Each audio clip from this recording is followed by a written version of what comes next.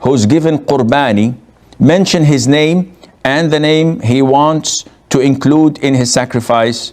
Is it at the time of buying the animal or when actually slaughtering it?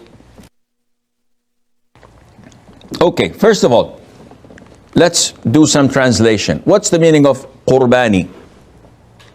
Qurbani is the Urdu way of saying Udhiya.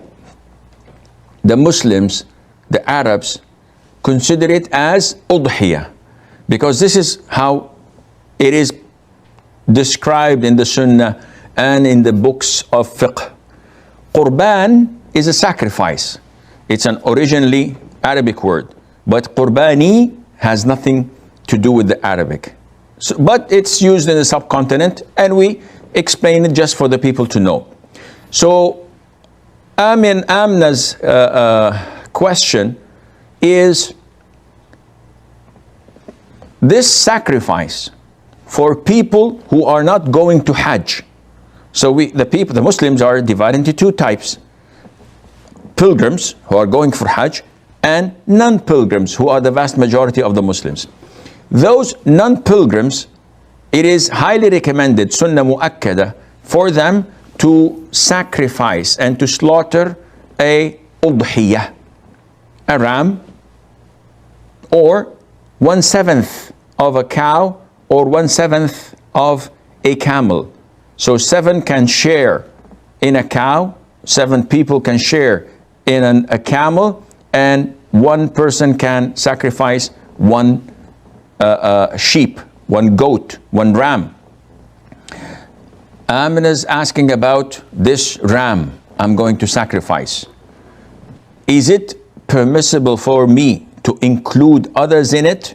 The answer is yes, providing those others are among the living who live under your roof. So if I have a big family and I have my children and I have my grandchildren, they all live under my roof, they all eat from the kitchen in the house, which I provide them food, or they may contribute, but it's the same kitchen that cooks the food for all. In this case, 1 sacrifice, 1 sheep, or 1/7 of a cow, or 1/7 of a camel, suffices for the whole entire family who live under my roof.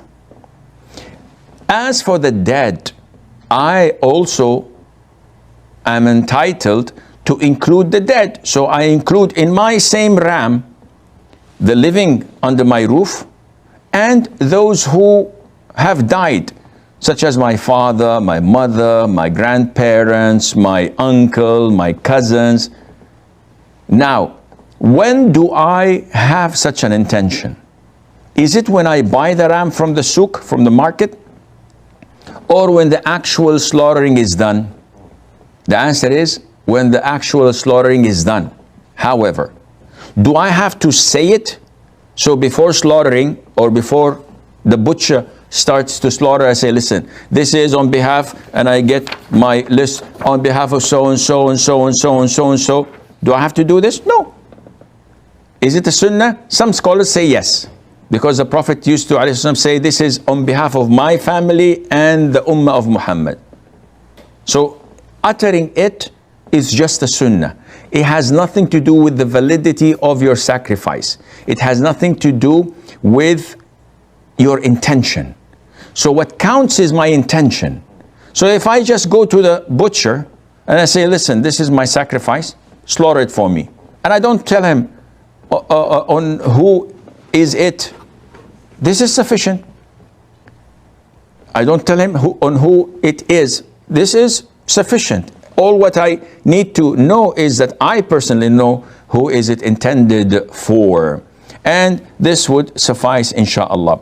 I'd like to add, if I may, there are no callers, so I can afford that. A lot of the brothers and sisters in the subcontinent take it religiously upon themselves that slaughtering a Qurbani or the Udhiyah is mandatory upon each individual. So you see a household with 10 people living under the same roof, under their father's roof, and they insist on slaughtering 10 sheep every single year. And this adds a lot of burden upon them financially. And it is not part of the sunnah. The sunnah is to slaughter one. This is the sufficient and does the job. Now, if you're a millionaire, or if you are well off and you'd like to slaughter more, this is okay.